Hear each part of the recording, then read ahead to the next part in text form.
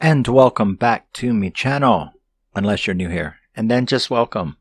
My name is Rusty and this is my channel where I talk about my favorite movies, mostly horror, and my favorite music, mostly metal. And welcome to my celebration of 2025 in horror with my top 20 horror films. People are like, isn't that usually a top 10? Well, 2025 was really good in my opinion. I saw a lot of really good horror movies. And to reduce the stress on me, there's no way that I was going to go through them all and try to just pick 10. And I wasn't going to do something stupid like have 10 honorable mentions.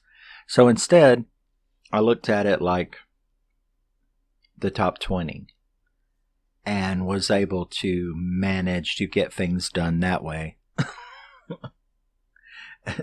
So here we go. Like I said, I really loved 2025 for horror. It's like we were cool again or something. There was a lot of really good horror and I had a lot of fun with a lot of horror this year. If you've been around my channel, you know that I don't really take much time with bad stuff. There is so much. I'm such a film buff. I am such a fanatic. I've got almost 3,200 Blu-rays now in my collection, physical Blu-rays. Most of which came, a lot of which came with digital codes. I've got like 680 in my Vudu collection. So I don't do streaming. I have no streaming services. I only see and qualify films that have physical releases. So we are going to get started as I celebrate these movies. And we are going to begin with number 20. Number 20 is Rabbit Trap. Now, Rabbit Trap was released, of course, in 2025. It was directed by Brent Chaney. It stars Dev Patel, from Chappie and Skins, and Rosie McEwen and Jade Crute. Very strange little movie. Synopsis is married couple Daphne and Darcy Davenport are two musicians who move from London to a cottage in Wales to complete their new album. By accident, they record a mystical sound never heard before and gradually disconnect from reality. Not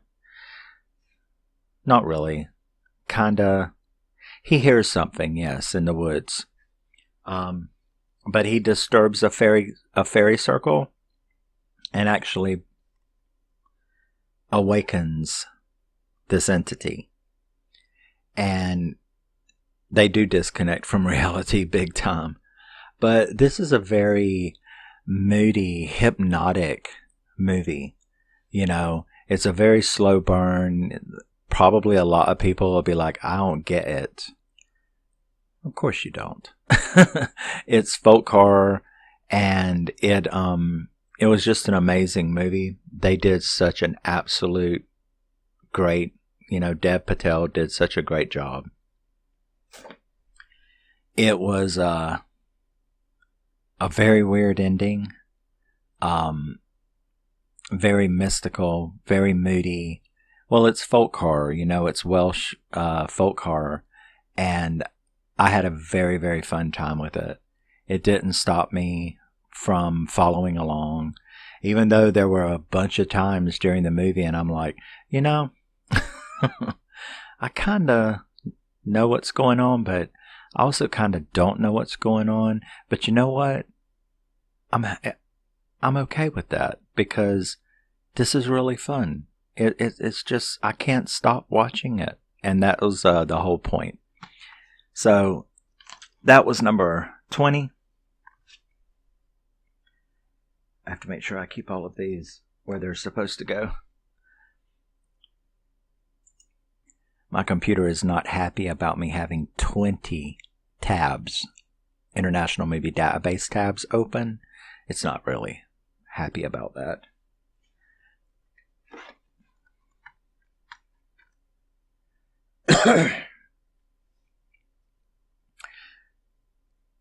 $19.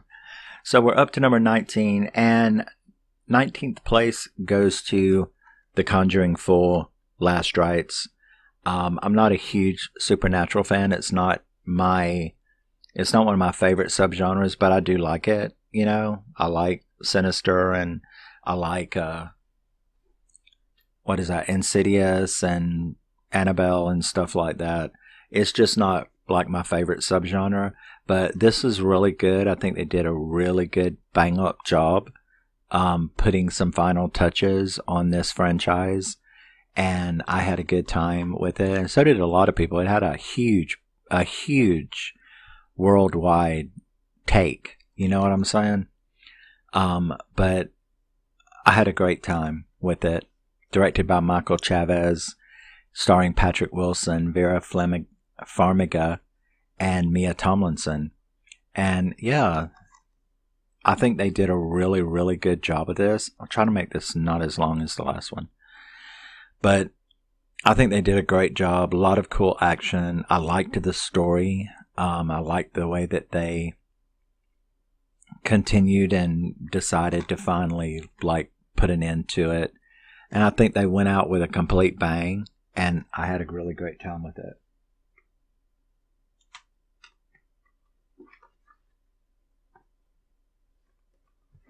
I've got some of these movies in 3 different places that they need to stay separated, and that's the reason why it's freaking me out. All right. Wow. I did not expect this to end up where it did. But I think you'll understand. And I think there's people out there that will understand if you are a horror fan. Coming in at number 18, we have Black Phone 2. This is definitely not what I expected. I was wondering how they were going to be able to continue this. And it's not that I didn't like it. It would not be on my list if I did not like it. These are the 20 best horror films of 2025. I enjoyed it, but I found myself kind of just it's more like a family visit when you really... It's not that you were having a super great time, but it was kind of cool to be around family again or friends or something. It was really cool to see Finn again.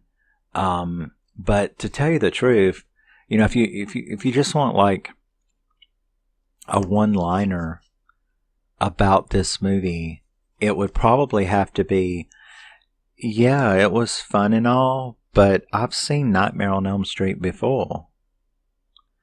And I dare you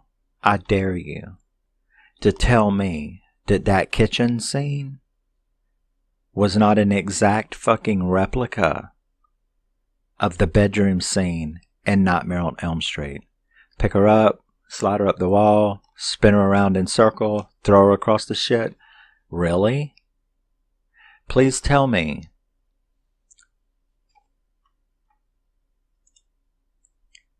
Scott Derrickson directed this. Stars, of course, Ethan Hawke, Mason Thames, and Madeline McGraw. But yeah, Scott, come on. I will accept it if you legitimately look at me and say, dude, it was just an ode. It was an ode to A Nightmare on Elm Street. Because if you won't admit that the kitchen scene was an exact fucking replica of the bedroom scene in Nightmare on Elm Street, then we're going to have a problem because you are lying. So, how did I feel about them turning the grabber into Freddy Krueger? Child killer and all. Bodies hidden in a lake. Is your power? Find the bodies. Take away his power. It's a Nightmare on Elm Street. this movie is a Nightmare on Elm Street with different people. So I love A Nightmare on Elm Street. So I loved this movie, but at the same time, just the whole time, I'm like, I've seen all this before. And the killings were reduced to those flashback dream things. And I'm like, well, you could have did that in a little bit more horrific fashion. You know what I'm saying? It was bad enough. I just didn't understand. I didn't understand what you were doing. But, like I said, I didn't expect Black Phone 2 to be, end up at number 18 on a top 20 list, but it really did. And it was mostly because I've seen this before. It's a little movie called A Nightmare on Elm Street you may have heard of. But it was still cool, like I said, to see these people again. Story was decent. Acting, of course, was great. But it just seemed like something wasn't quite, like there was not really a lot of effort in. It was sort of copy and paste, and I still had a great time. It was fun, but it just wasn't, it didn't come anywhere near when you see some of the movies. Because let me tell you, my top list usually pisses a lot of people off because they're like, you are like so lowbrow. And I'm like, well, that's okay. If you want to think that, how many movies do you have? I've got almost 3,200. I don't know. Let's compare collections. You know what I'm saying?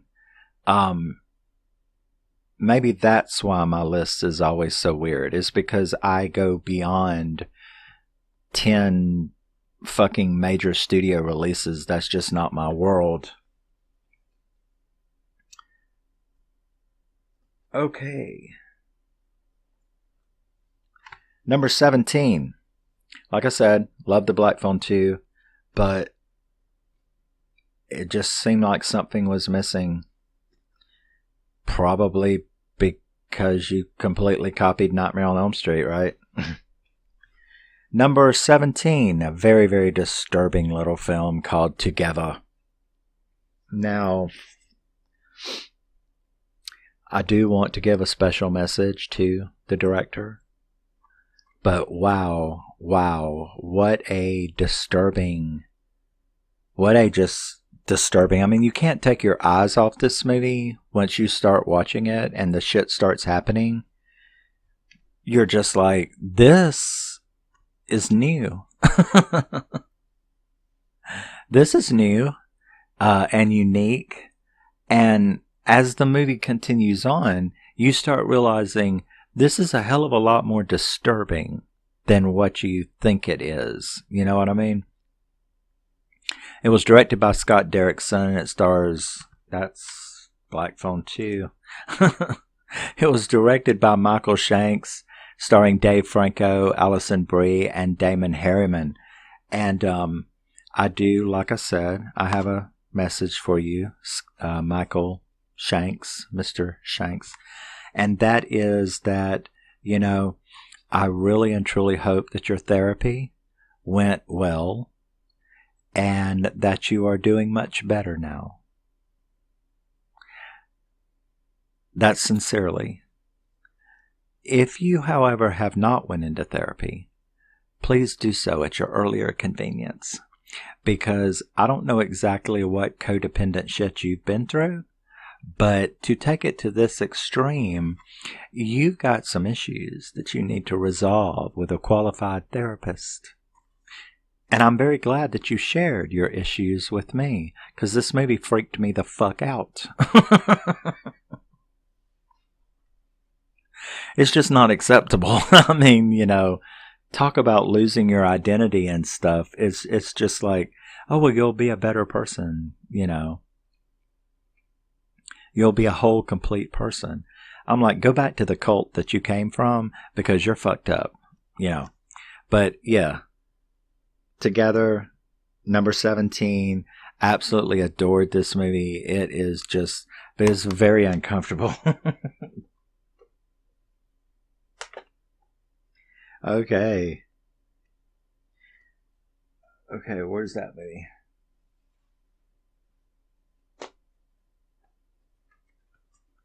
All right. Number 16.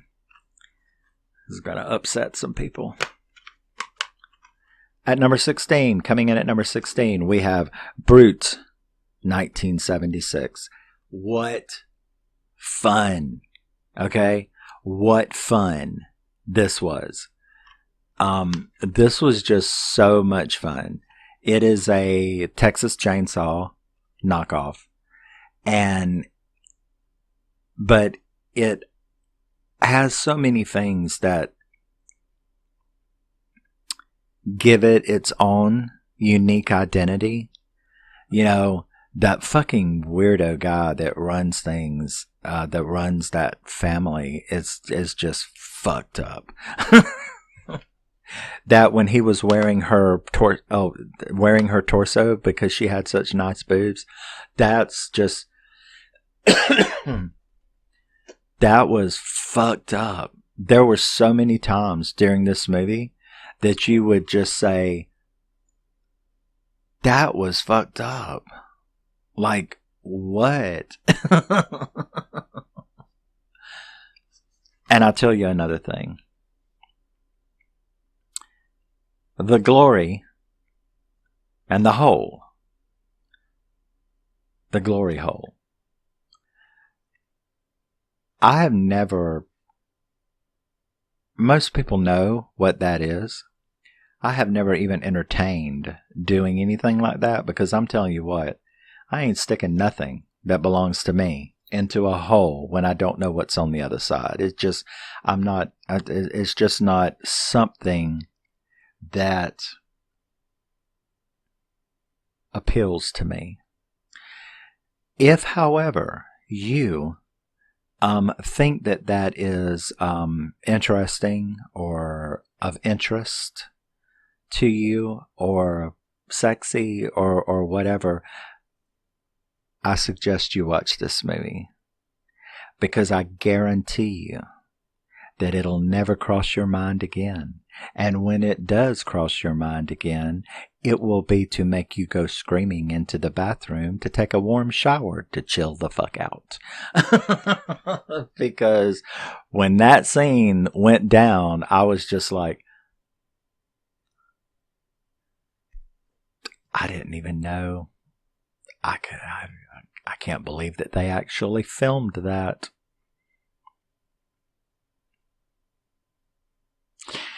And that's Brute 1, 1976. In 1976, a group of people in the desert for a photo shoot, correct, stumble upon an abandoned town called Savage, and it is. But they are not alone. A family of masked psychopaths have claimed Savage as their own and are hell-bent on living up to its name. Pretty good. Pretty good. But yeah, this is the group of people. And, well, the main girl isn't there. But it's basically a girl and her girlfriend show up. She's supposed to show up at this certain location for a photo shoot. And her and her girlfriend, though, they have car trouble and they end up stopping in this town. And they just decide to walk around in there. And unfortunately for them, Leatherface's cousins is all over the place. And they do some very, very bad things. It's just very, very bad things. And then you have the rest of the cast. The rest of the people are waiting at the location for her to show up. And she never does. And so they start getting concerned. They start looking for her. They end up going to this town, to this abandoned town, where they are then introduced to all of those very bad things that should not have been. They should have just left like they wanted to. They should have never went looking for her. But you're not going to abandon your friends, right? unless you're me and have seen 3,200 horror movies, then you're probably going to abandon your friend, because I'm like, I ain't doing that shit, because I know something's there waiting for me with a big leather mask on. Fuck that. You're on your own, baby. You're on your own. But Brute 1976, it is so fun. It is that kind of horror movie that is silly but gory and fun. And the characters, that's one of the things that, it might be low budget, it might be a Texas Chainsaw knockoff, but these characters are fucked up. Each one of them is so individual, and they have their individual quirks. You got that guy is so funny with the Daisy Dukes. This macho dude wears Daisy Dukes, and it's just all fucked up. I love it. I really love it. So that was number 16, and that was Brute 1976. If you have not seen it, you really should, because it is like totally whacked. Okay. We're up to number 15. And a lot of people, well, I don't know. What score does it have? Mediocre score. But this is Until Dawn is number 15. Boy, I had to pay some shit for that. But Until Dawn is number 15, directed by David Sandberg, starring Ella Rubin, Michael Cimino, and Odessa Ozian. And even though there's some questions that are left at the end of this movie that you're like, I don't know. I don't know. Okay, it makes sense, but I don't know. I have a couple questions. It did leave a couple of questions, and that is not really good to do that unless they're going to make a sequel. But then you better explain some shit, because there was a couple of questions that needed to be answered that wasn't answered. But if you take everything else, if you take the cast, which I love the cast, if you take the kills, which, even though it was the same people being killed over and over and over, mostly every time they were killed in different ways, and there was some gross shit. I did not expect some of the gore that was in this movie, so that was a little good surprise. Like I said, there was a couple of story holes, mainly origin story related. Like how did this doctor know that this town had this thing, and by what means does he do what he does? Those are really important questions that it doesn't answer, but the rest of the movie and the rest of the aspects of the movie, from cast to kills to atmosphere, that all makes up for those. So, you balance things out. And yeah, Until Dawn came in at number 15. And I love it. I did like it. I really do like it. Thought something was loose.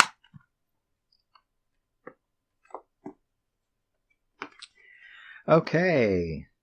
We are now up to number 14.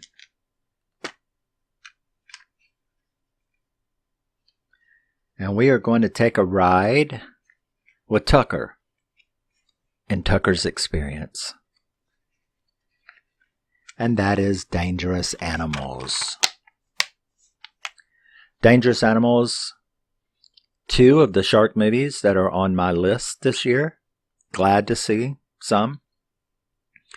It's not near as high as the other one, but this was a whacked out movie. I loved the cast. I love Jai Courtney. And it was directed by Sean Byrne. It stars Hassie Harrison, Jai Courtney, and Josh Huston. And I had a lot of fun with this movie. and he is a nutcase. Do you understand me? A complete and total nutcase. I love it when she read his ass towards the end, told him exactly what he was, and that his reason for doing what he's doing is worthless because he's still a piece of shit. He's still a weak, worthless piece of shit. Whatever made you a psycho, and that's the way I feel about most psychos like him. I don't really care. I don't care about your childhood. I don't care about your trauma. I don't care about what the fuck turned you into what the fuck you are. You know better. Okay? You know better. And there's a little thing called a therapist. Go fucking figure it out. End rant. I love Dangerous Animals. It was so whacked. I love the cast. Like I said, I do like this kind of stuff. Is it a shark movie? Yeah, it's a shark movie.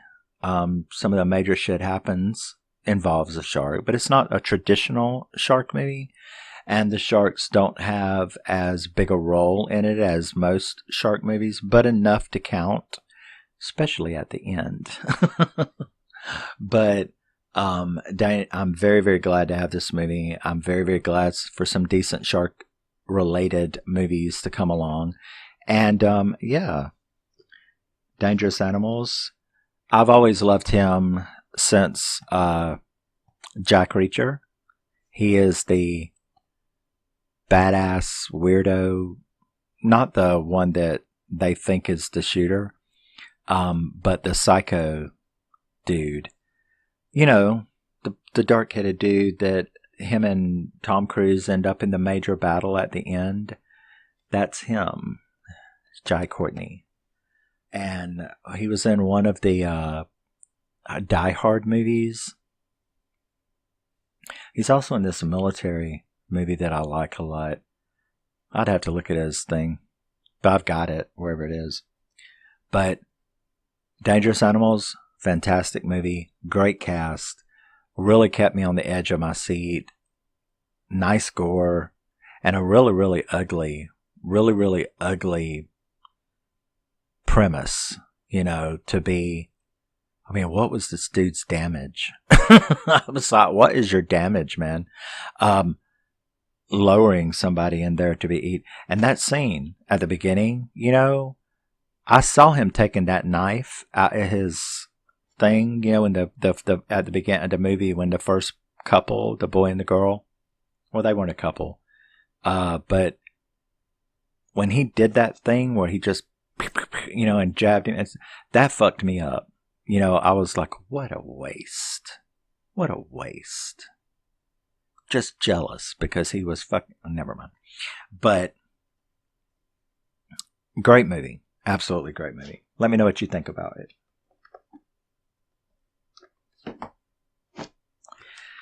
What do we have next? Oh, this is so fun. At number 13, we have Bone Lake. God, I love this movie. God, I love this movie. Especially when the shit kicks in at the end. I love this movie. Some interesting little things about this movie. I keep forgetting to close these things and move on, right? Mercedes Bryce Morgan is the director. Oh, it's a woman. Cool. Alex Rowe, Maddie Hassan, and Marco Picossi.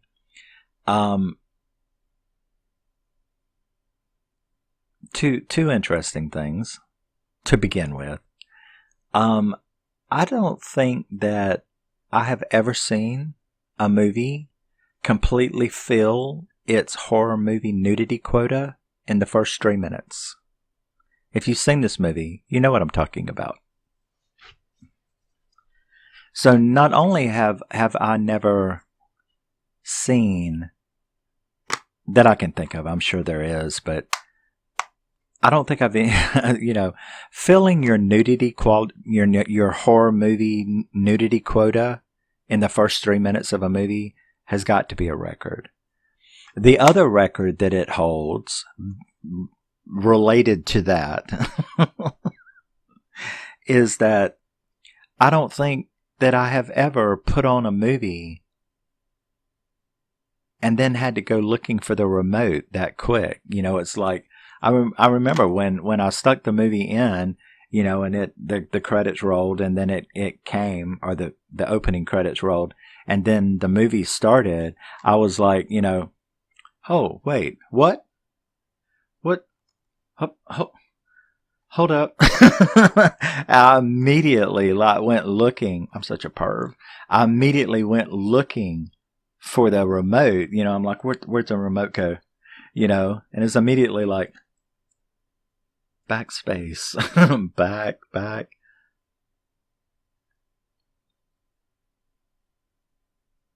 Step.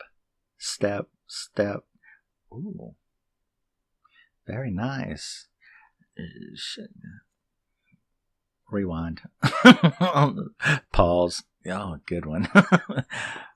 So, not only did it hold the record for like meeting its nudity quota within the first 3 minutes of the movie, but it's also probably the quickest I had to go jumping from my remote control to start doing, the pause and the freeze frame and all that. And then you get on to the story. The story is it really drew me in, and it really left me going, who's doing what and why?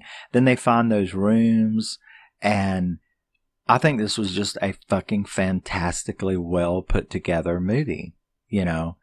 A couple's vacation at a secluded estate is upended when they're forced to share the mansion with a mysterious couple.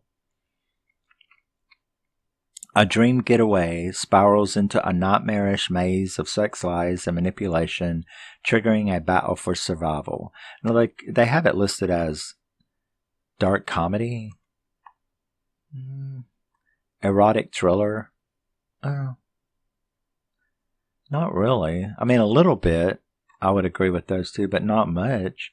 Splatter horror, definitely. Horror, definitely. Psychological thriller, yes. Psychological horror, yes. All four of those.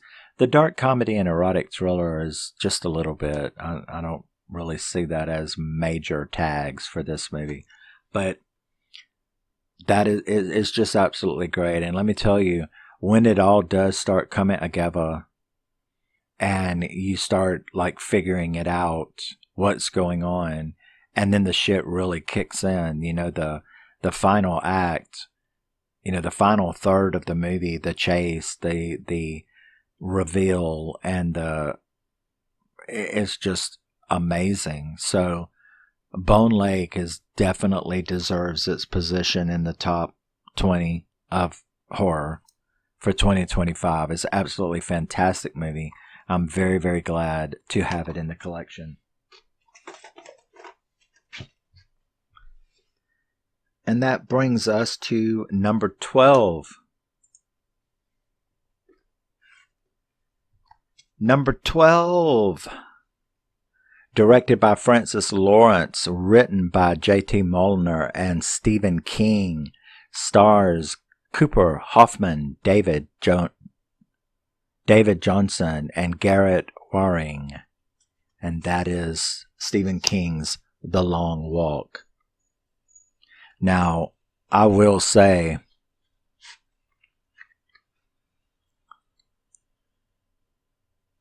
that this is one of the best adaptations of a Stephen King story that I've ever seen. After I got this, I immediately went and read the book.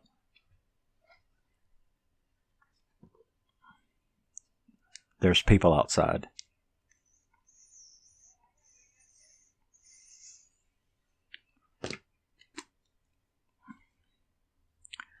But what a unique movie.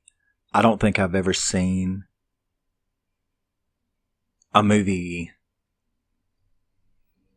quite this unique. There is a survival horror movie called The Human Race. I don't know if you've ever heard of that. But there is a movie. This reminded me of that. That was a lot more bloody. Not that this wasn't bloody. But there is a movie called The Human Race. and it kind of reminds you. So if you did like this movie, go to International Movie Database and look up The Human Race. And it's a sci-fi horror movie. And it's kind of like this. But there's a sci-fi edge to it. Really only in how they got there and where they are. But as far as the actual action goes, it's the same thing as this. Now, I saw a lot of talking online about, people talking about how this movie is so thunderously depressing. It's America in 2026. Look out your fucking window. Turn on a fucking TV once in a while. Get out of your headspace and your bubble and look around you. Believe me, this is nothing compared to the real shit going on. So, it is very dark. This is a very, very dark movie. It's very, very sad. Very, very depressing. The twist ending had me fucked up. And there was some stuff in it that was just very painful to watch. And no, I'm not just talking about the guy who'd had diarrhea and had to try to, you only get to stop for 15 seconds and then you get a second warning, 15 seconds, and then a third warning, and you get no warning and they shoot you. So basically 30 seconds. So diarrhea may be fast, but having to stop and get, 30 seconds. Can you do it? A lot of people were just like, just let it go. Just let it go. Just walk with it. Oh my God. They were literally hollering that boy. But I will ask Francis Lawrence, was it necessary to show me? I guess it was, though. I suppose it was. If you don't know the horror, if you don't see the horror, and that was horrible. You don't think of these things. They're walking for 5 days nonstop. You gotta pee. You gotta crap. They don't give you breaks. You know what I mean? You stay above 3 miles an hour, or you're shot. Plain and simple. Pee on the go, poop on the go, eat on the go. You hear a premise like that, and if you stop and think about it for a minute, these little things are going to pop into your head. Really? Walking 5 days, you can't go below 3 miles an hour, or you get a warning. You only get 2 warnings. The third one, you get fucking shot in the head. Or wherever they want to shoot you. You start thinking things like that. How do you eat? How do you stay awake for 5 days? Did you know that people can walk and sleep at the same time? Very interesting. How do you pee? How do you use the bathroom? You have to eat, which means you're going to have to use the bathroom. You have to drink, so you're going to have to use the bathroom. It's just, the whole thing is understandably disturbing. And Mark Hamill, you know what I'm saying? Mark Hamill as the evil general was just a stroke of genius, whoever, decided to put him there. Luke Skywalker is this extreme President Snow type individual from Hunger Games. And also, yes, The Long Walk. Absolutely loved it. Fantastic, fantastic adaptation. And heartbreaking, mesmerizing. It was a great movie. Tell me what you think about it. So that was The Long Walk at number 12. And now we move. Am I going to go hoarse by the end of this? And now, yeah, somebody just said it, didn't they? It was like, well, shut the fuck up and just hold them up and go on. Well, leave then. So we're up to number 11.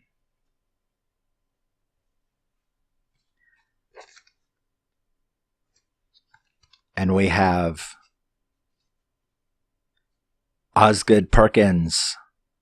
And no, it ain't that fucking monkey. You know, the monkey came that close to being on my worst movies list. But not quite. It didn't quite make it. But I did not like it. But guess what? Osgood Perkins also released a second horror movie in 2025. And that is Tatiana Maslany, Rossif Sutherland, and Burkett Turton in Keeper. That was a wicked movie. This is a wicked movie. It genuinely disturbed me. You know,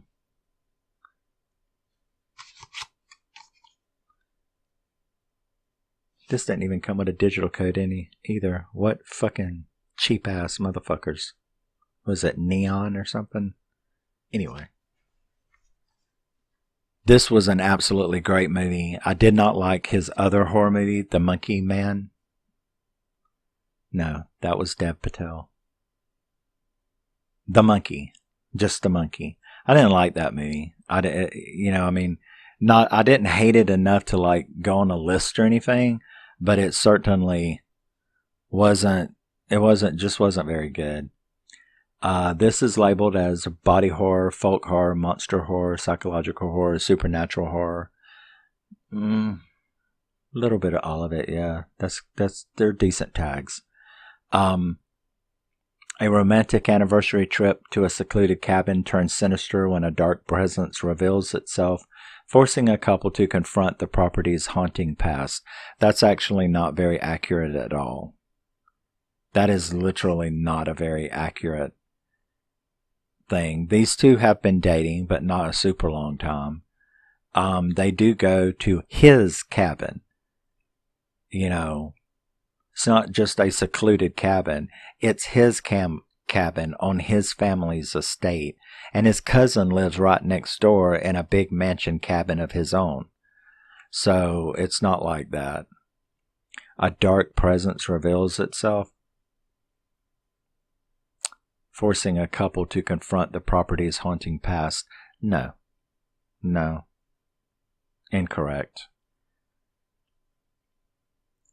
The couple don't have to confront the property's haunting past. She has to confront the property's haunting past, which he is a part of.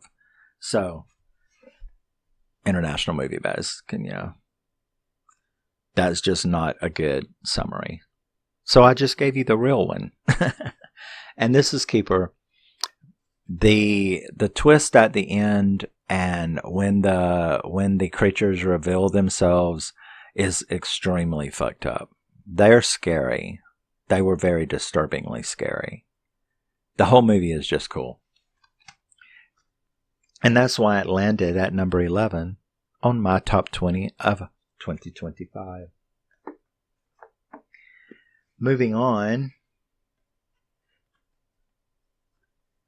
we are entering the realm, the top 10. And we begin with Zach Lipovsky and Adam B. Stein directing, Caitlin Santa Juana, Teo Briones, and Ria Kotstedt. And Final Destination Bloodlines. Very, very good entry into the series. They really outdid themselves with the, how these movies, they always have the big disaster. It's the roller coaster, or it's the freeway, That damn tower top restaurant thing was awesome. I mean, that was some awesome filmography. It was some awesome special effects. That was just great. And then it went on to the rest of the story, which was pretty damn cool. I think that it did a really good job. I love their mom who imprisoned herself in that, but wouldn't you? You know what I'm saying? So, The ending sucked. I'm like, dude, you don't go through all of that and then get whacked. I mean, what the fuck? So is this one of those no survivor movies? It is, isn't it? You know, there are horror movies that there are zero survivors, and there are zero survivors in this. The two that you think are the final and going to get away did not get away. It was also, of course, the last appearance of Candyman, Tony Todd. So it was good to see him, and his message in the movie was very personal and very poignant, considering the situation that he was in. And yeah, Final Destination, number 10 on my top 20 list. So it cracked the top 10 wide open. And yeah, let me know what you think.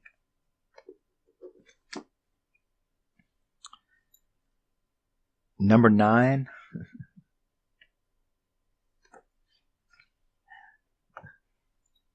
Yeah. Here's where people get pissed and call me names. Number 9. It was directed by Stephen LaMorte, and it stars David Howard Thornton, Tyler Posey, and Jesse Cove. And his fucking Screamboat. I fucking love this movie. I had the official bootleg of Screamboat, and then of course they finally did the steelbook, which I had to grab immediately.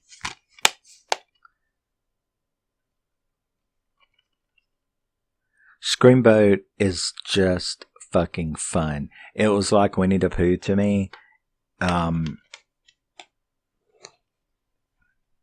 It's just fun.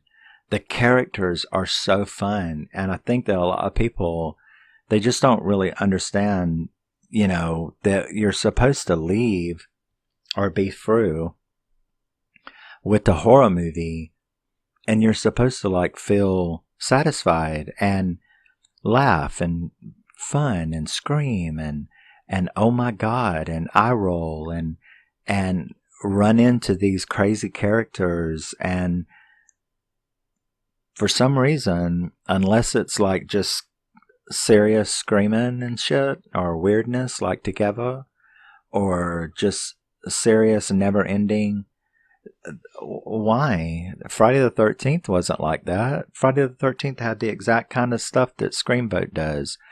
Weird off-center characters. You laughed at them, you loved them. And then it scared the shit out of you and made you jump. And then you had these gory kills and all. And Screamboat is that. Screamboat is just hilarious. But at the same time, it had these really fun characters in it. Some that you wanted to see killed and some that you were upset. I mean, I literally like jumped up out the chair, you know, when the guy that was fighting him at the end, whoever he was, Pete.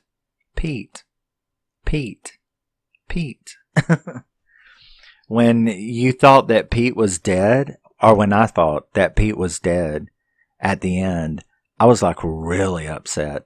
And then when the guy heard him on the radio, I just like jumped for joy, you know. And that's what I mean. I really got into this movie. Like I get in, you know, when I am having a lot of real fun with the movie. And I was just all up in the fun. I was all up in the fun. It was a very fun movie. I'm very, very glad to have the steelbook now, which is an actual real Blu-ray printing instead of an official bootleg that they get away with doing.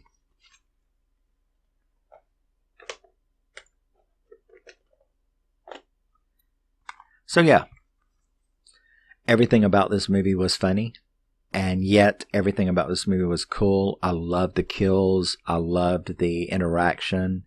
The ditzy, those ditzy drama queens was hilarious. Pete was cool. everybody was just cool in this movie. It was just an all-around fun time, and that's what sometimes horror is supposed to be, is fun.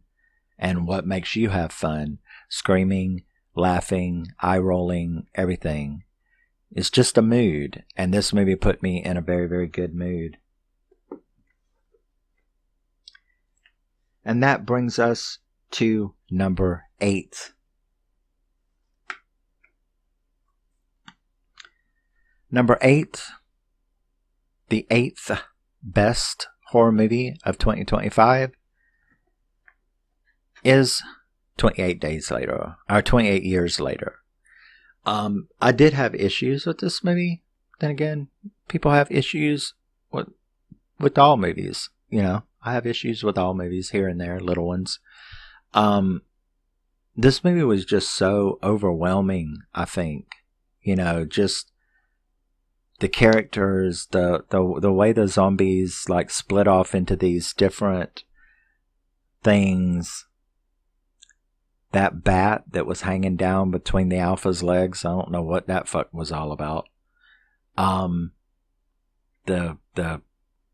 there was stuff that creeped me, like those Zeds that crawl on the ground, the big caterpillar looking thing. That was so disturbingly gross. You know, the characters were so good. You know, the little kid, he was so good. And the blonde guy that rescued them from that restaurant with the explosion and all, the soldier who was stuck on the island, he just made me laugh my ass off. The mom was great. Just the whole thing was great. It was kind of overwhelming, which I think a lot of people would agree with, is that it was just a shock to the senses all the way around, and you don't really know exactly how to place it and what to think about it. It's really one of those movies that you got to digest. Directed by Danny Boyle, Jodie Comer, Aaron Taylor Johnson, and Ray Fiennes starred in it. And yeah, it was just... It kind of like threw me around is what it did. You know, I'm like, the only part that I didn't like was that I had to stop it and go and look on Google, and it's like, when does this walk, march thing, when does that poem end? I knew what that poem was. And I'm like, oh God, is that? Oh no. And then they kept doing it. And because it went on for so long at the beginning of the movie, even after people were talking and stuff, I went to Google and I'm like, because I was going to stop it. If that shit went on pretty much any more than it did, I wouldn't have even watched the movie. And it was like, oh no, it only goes on for this amount of minutes. And I'm like, okay, well, you better stop that shit quick, because that's getting on my nerves. And not in the way it's supposed to. It was a psychological test to see if you can stand it. Yeah, but it just fucking irritates me. I'm trying to listen to what they're saying. So, you know, I'm not going to stop it because it's causing me psychological damage. I'm going to stop it because I can't hear what the actors are saying over that, you know, march, walking up and down. Like, what the fuck? But, yes. 28 Days Later, a lot of really good stuff in the movie. I haven't seen Bone Temple yet. I, of course, will buy it as soon as it comes out and I can get it. But that came in at number 8 on my list. All right. Oh, yeah. Prepare your anger bone. I think I'm fixing to get you very upset. You know, all of you people who think that you have a right to tell other people what they can like and don't like anyway. But you're fixing to get upset because coming in at number 7, even over 28 days later, or 28 years later, is Strangers Chapter 2. I fucking love this trilogy. I loved the first one. It was on my top list last year. This one, I love this even more than I did the first one. I have no problem with this trilogy. I love this trilogy, and this movie right here kicked my slasher ass. I absolutely loved this movie. I loved the hospital chase scene. I loved how they kept after them. I loved the little infos into the backstory. I loved trying to figure out who was doing who and who was doing what, and I was on guard all the time. You know, like that scene in the SUV when they picked her up out the woods when she got away from the hospital. It was directed by Rennie Harlin, starring Madeline Petch, Gabrielle Basso, and Emma Horvath. When she escaped into the woods, and then that nurse from the hospital and her whatever, I think that was her girlfriend, wasn't it? I'm pretty sure it was. And then those two guys, when they picked her up in that SUV, I felt every bit of that. You know, she was so whacked out about these people in the mask that maybe these were the people in the mask. And I like the way Rennie Harlin actually didn't let you know who it was. I mean, you could speculate, you know, it's the waitress, you know, it's the waitress, it's the sheriff, it's the deputy, who shot who. So you could do all of that if you wanted to, but you still didn't know for sure. And that crap in the SUV, you know, I didn't know what to do for her. You know, I'm like, it's not them. Stay in there. But then I would be like, you know what? It really could be them. I'd get the fuck out and jump. So the way he was able to transfer what you were seeing on the screen to your own feelings inside was pretty excellent. You know what I'm saying? And I really felt what she felt. All of that paranoia is what I'm saying. That she had every right to be the most paranoid bitch on the planet. And I was sitting right here paranoid with her.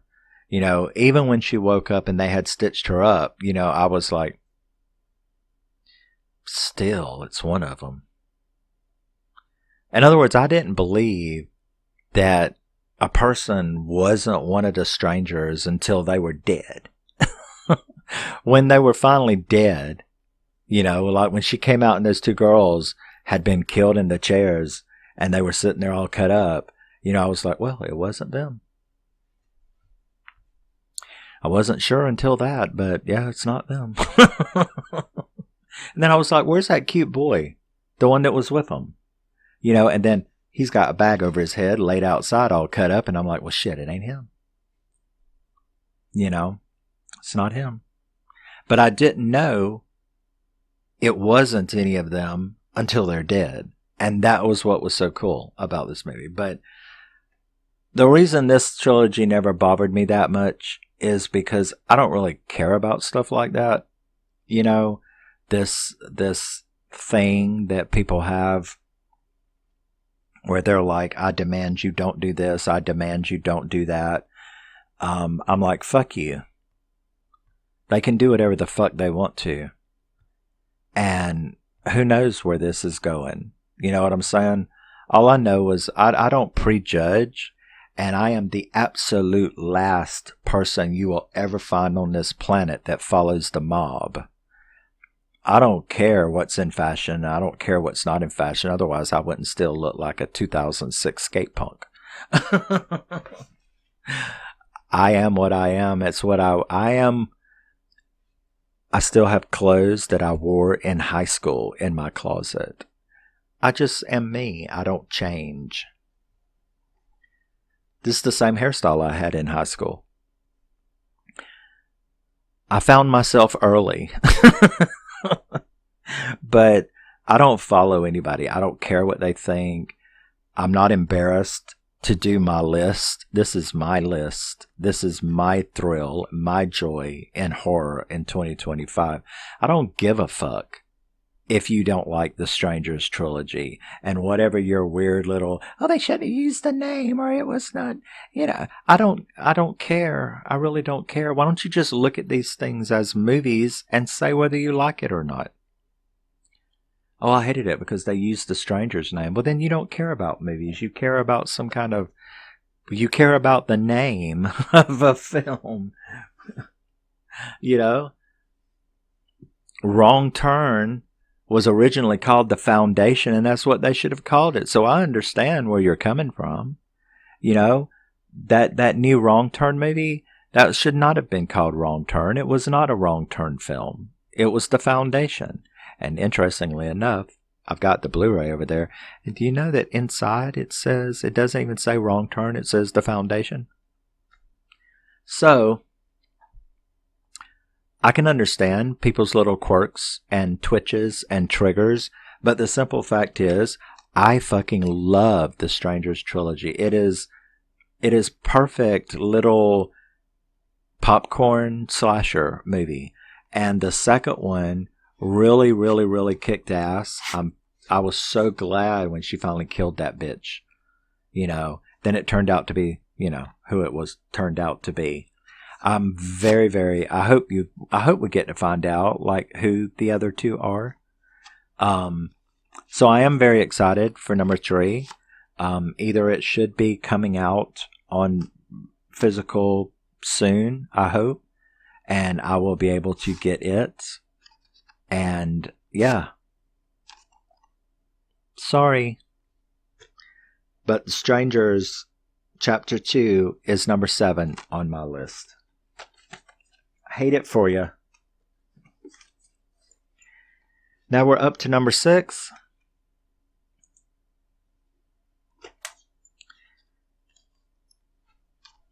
It was directed by Kairos Turner, written by the same. It stars Mark Coles-Smith, Joel Nankervis, and Sam Delick. And it is one of the top 5 shark movies since Jaws. You have Jaws. You have, since Jaws. So let's leave Jaws out. Since Jaws, you have Deep Blue Sea. And I love the sequels as well. You have Open Water, and I love the sequels as well. I love them better than the original, actually. Especially Open Water 2 is the best of the trilogy. But you have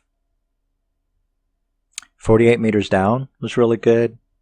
The Shallows is really good. Bait, the Australian one in the grocery store, that is phenomenal. You have Shark Bait, which I considered the best shark movie in the last 10 years is Shark Bait until this. And then you have Shark Night, which I think is fun as hell. But yeah, the best shark movie of the last decade to me was Shark Bait until this right here, and that is Beast of War. Beast of War is right up there. I mean, it is like, I don't know if I had to sit down and rank them, man, it would be very, very difficult. But Beast of War is on the same level in my head as the ones that I mentioned. Deep Blue Sea, definitely. It's on that level. I mean, like superior, supreme. A group of young soldiers fresh out of boot camp find themselves stranded on a raft in the middle of the ocean after their ship is sunk by the enemy and must battle for their lives against a giant hungry great white shark. Well, that's awful vague, isn't it?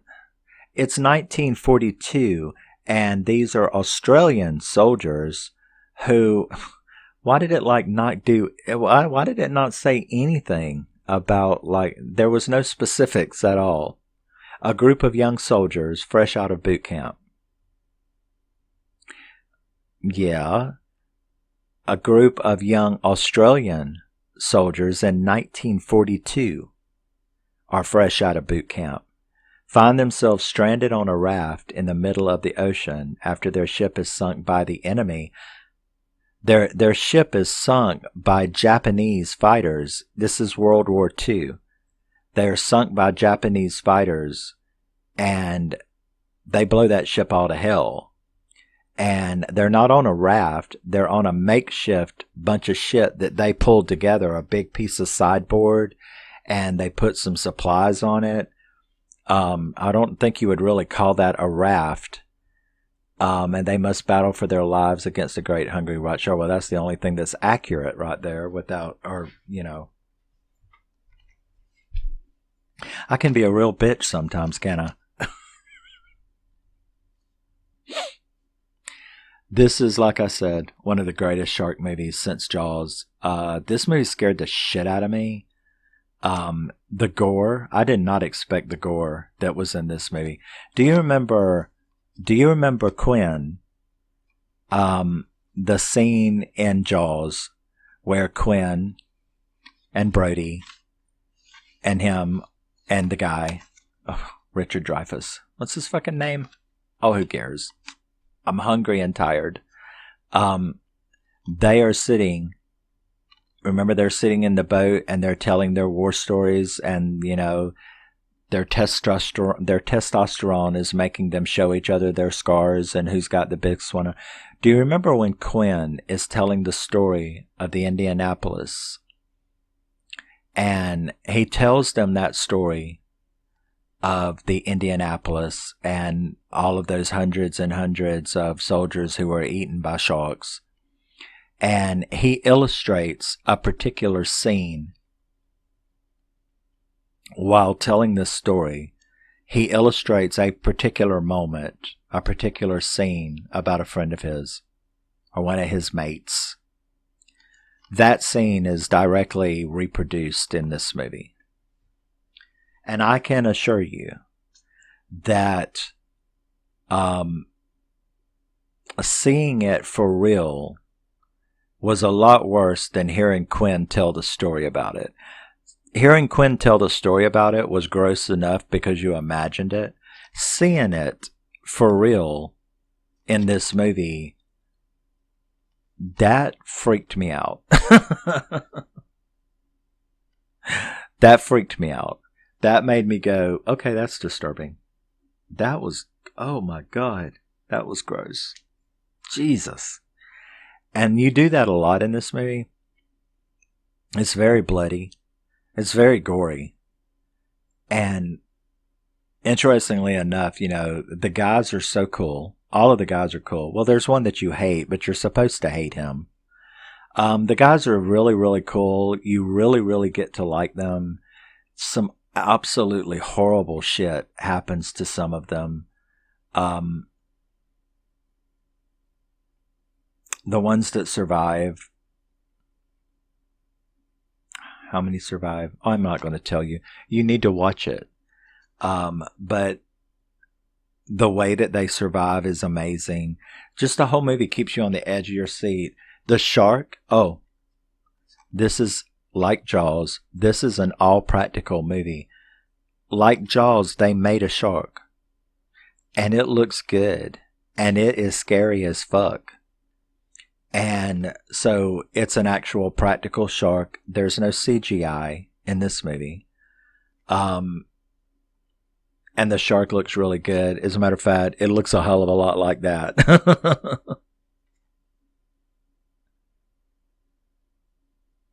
I was trying to see if that was a real picture or like a superimposed AI or something. But it looks an awful lot like that.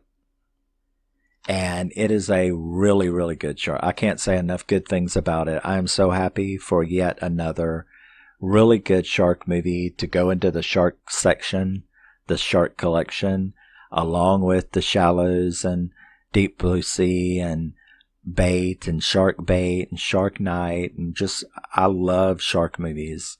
And so that's why this is so high on my list, is for it being such a cool one. See, they show you the shark right there. So you get to see the shark, and they did a really good job on the shark. That goes over there. So that brings us, we're up to the top 5 now. Will it ever end?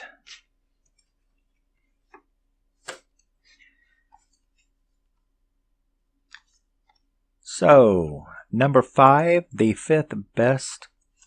That's not correct, is it? I grabbed the wrong movie. The 5th best horror movie of 2025, directed by Danny and Michael Philippou, and starring Billy Barrett, Sally Hawkins, great, and Misha Haywood, is Bring Her Back. That little kid scared the fuck out of me. Just letting you know. This whole movie was like fucked up. I've showed this off before. This is the physical release. They did A24 does really good releases. It's got a booklet in it and lobby cards and all that kind of stuff. Bring Her Back. What a wicked, wicked, wicked movie. And Sally Hawkins, what can you say about her in this movie? She was the epitome of broken and damaged and evil as fuck at the same time. What she's doing to these people and what she planned to do with them. And it was so gross. And what she tried to do to the little girl and what she was doing to the boy that she had kidnapped. And what she tried to do to the teen, the girl's older brother, to get him in trouble. And she was a wicked, wicked, wicked, evil woman. And yet you kind of understood where it came from, but still. Talk about turning to the dark side. Mickey Rourke wasn't as dark in Angel Heart. You know what I'm saying? I mean, she went full force to the dark side. Darth Vader would have told her, get the fuck out. You're scaring me, lady. But yeah, Bring Her Back. The Philippou brothers, they really outdid themselves with this movie. Talk to Me won the year that it came out. It was my number 1 movie of the year. This second up thing of theirs came, and it could have easily won had these other 4 movies not been released. But, no matter how good a film is, you have to judge it by what comes out that year around it. And what are you going to do if like 10 super excellent movies that just have you so happy as a horror fan, so happy and so entertained, and you loved them so much? What are you going to do if you have 10 of those come out in a particular year? You're going to sit beating yourself up going, 1, 2, 3. No, this one should be 3. Oh my, no, man, I really love this. Yeah, but that scene. Yeah, but this stars. Yeah, I really like him. But she was really good in this, though. So you see, that's the problem. When you're trying to make lists, if it's a wet year instead of a dry one. A dry horror year, your top 10 lists or your top 20 lists is so much easier because there were like these definitive things that came out. A bunch of shit and The Black Phone. A bunch of shit and Talk to Me. A bunch of shit and Abigail or whatever. Whatever. So if the percentage of mediocre and crap to fantastic is off balance, if there's a lot more crap and a lot fewer great, then you're going to have an easier time with your list. But Bring Her Back could have easily won, but 2025 had some bangers in it to me. And that brings us to number 4.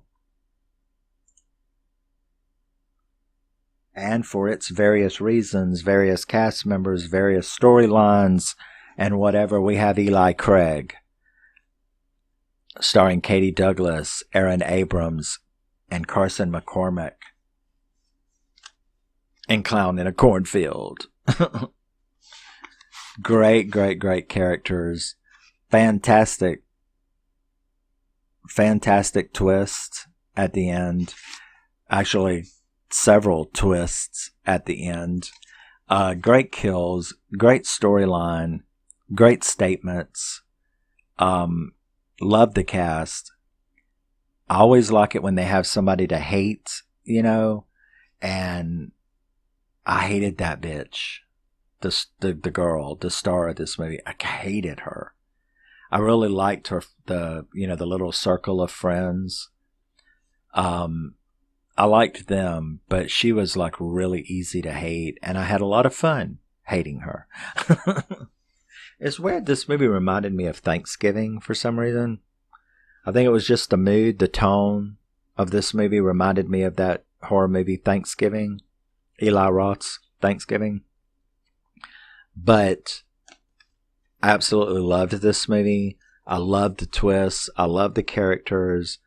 I especially, of course, have my own personal little side hustle content in this movie that makes me, like it even more. Identify, and yeah. So, Clown in a Cornfield is number 4. I'm really glad to have it. It's a nice little slipcase, embossed and stuff.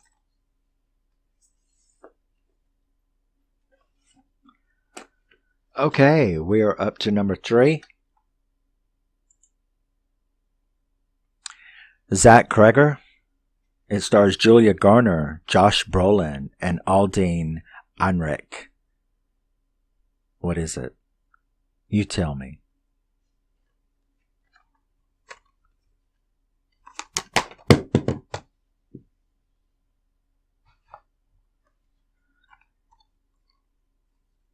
Weapons. It was shy and didn't want to show itself off.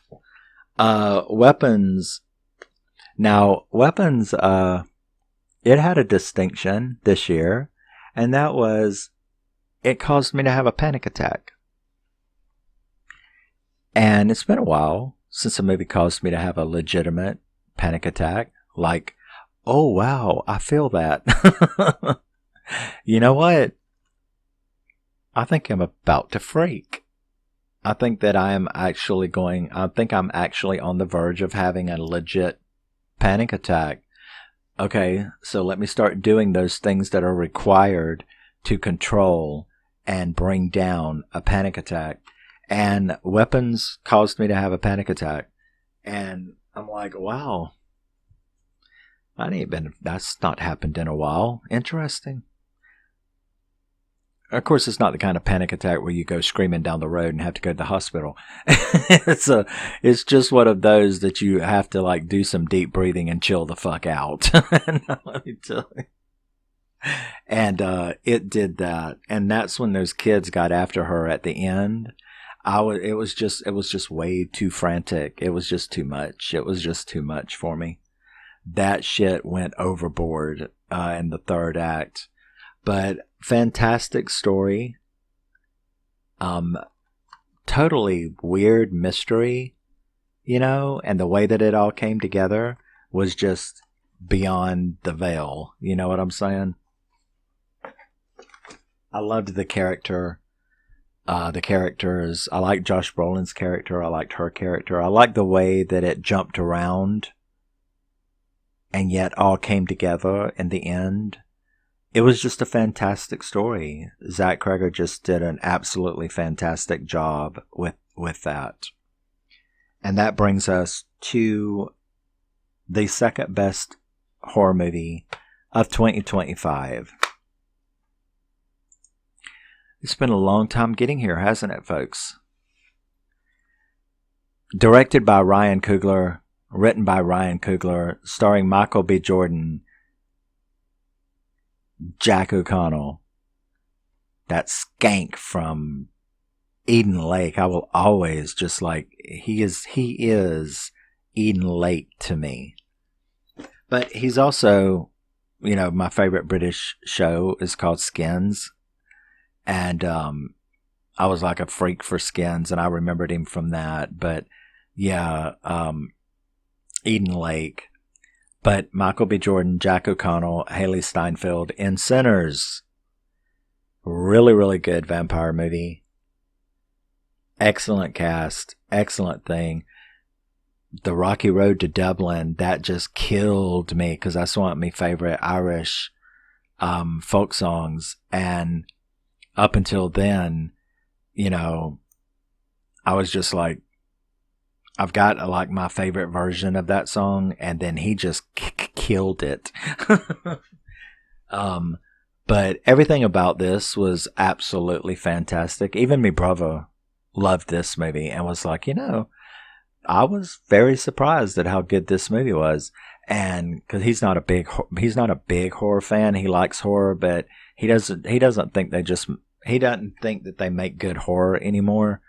And he's not a super horror fan. I think he's just chicken shit and easily scared, if you want to know the truth. But hi, Zach. But he liked this movie. So yes, Michael B. Jordan, Sinners, Jack O'Connell. Coolest vampire I've seen in a long, long time is Jack O'Connell. And I think that it all really worked well. You know that I didn't even, because see, I don't know who Michael B. Jordan is. I didn't know who he was. I'm not like a fan of his. I don't know what else he was in. Wasn't he in that Tenet, which I never even saw that movie? Oh, I know what it was. Somebody told me. Okay, it's something to do with Rocky. Was that Creed or something? Because I didn't know who he is. I don't have no idea who he is. And people are like, how do you not know him? He's Creed or something like that. Is that true? That's it, right?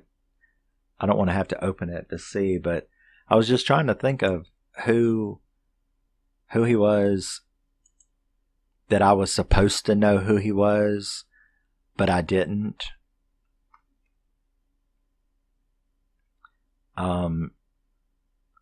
Black Panther, Creed. Yeah, Creed 2.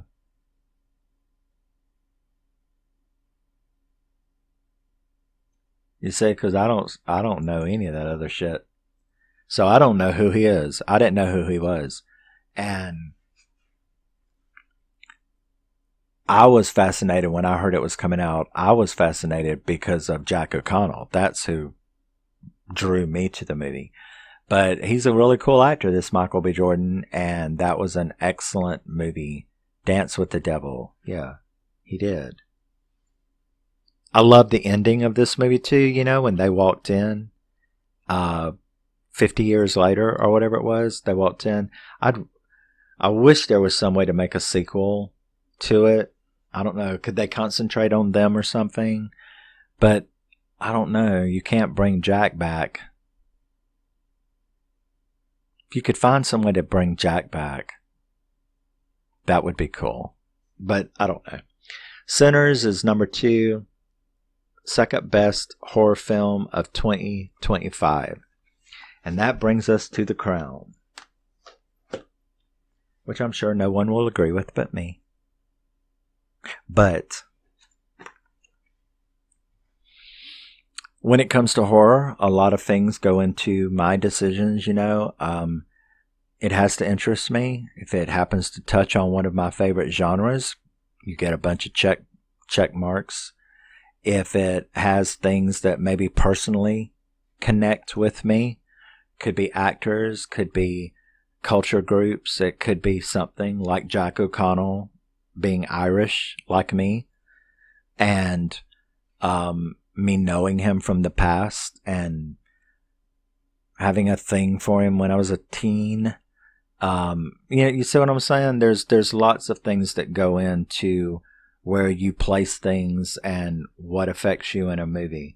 And the number one horror movie of 2025 to me, the crown this year goes to Companion.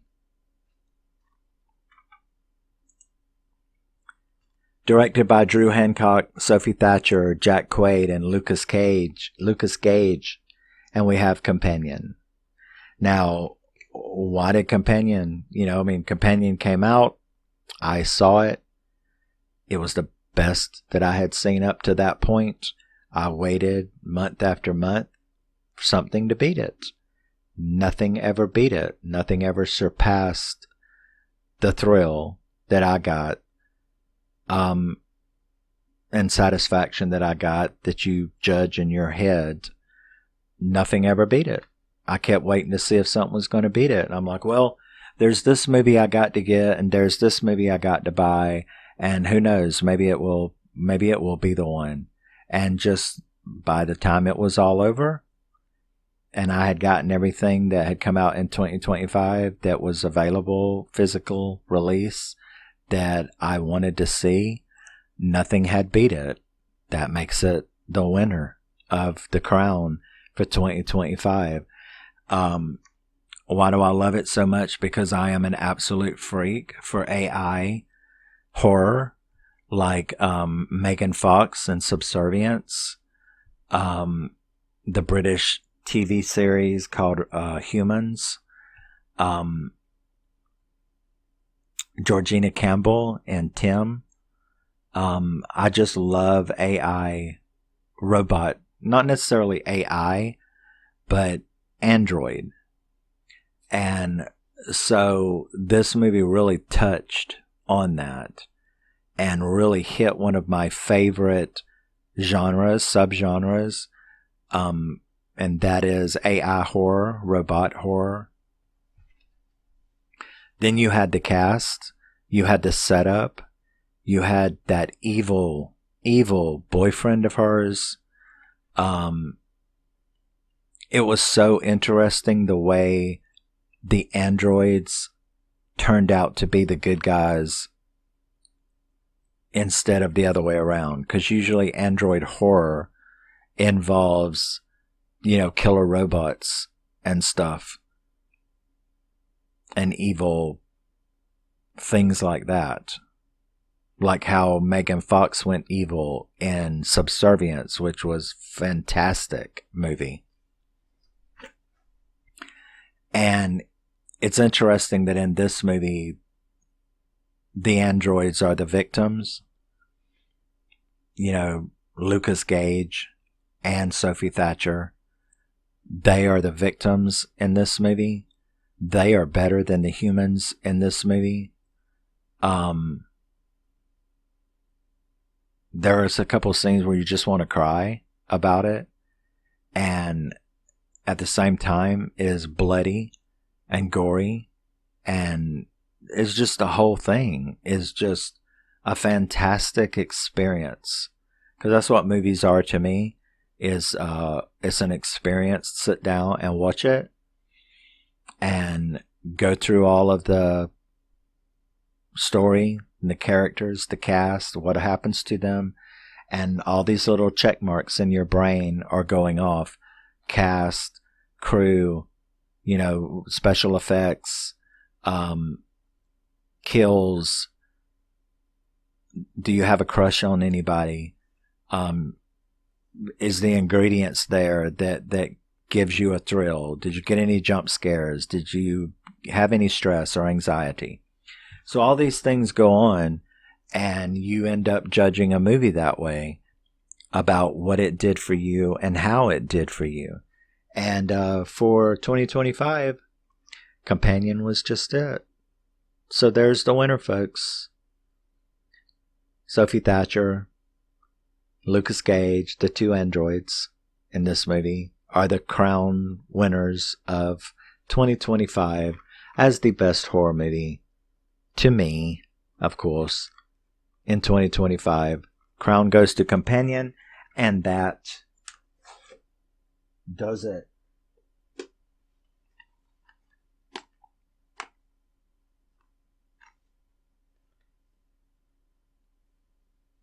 I have a feeling I stuck something in the wrong place. As weird as that sounds.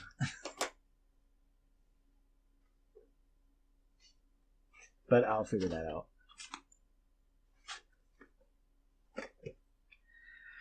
So, thank you very much for sitting down with me and celebrating horror in 2025. If you have a list, I would love for you to post it in the comments that, hey, I did a list.